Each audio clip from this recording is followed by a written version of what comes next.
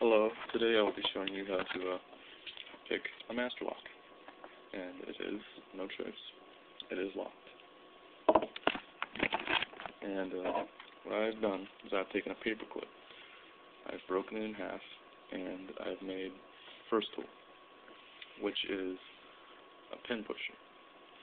Now it is very important that at the end of the bend right here, it should be about a millimeter bend inward, which will keep the pins from sliding back out into place.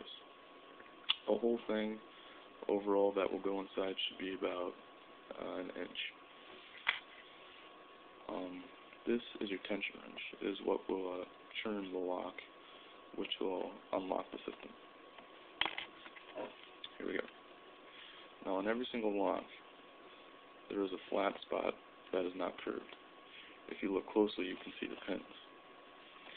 What you will do is you will take the pin pusher, slide it into place.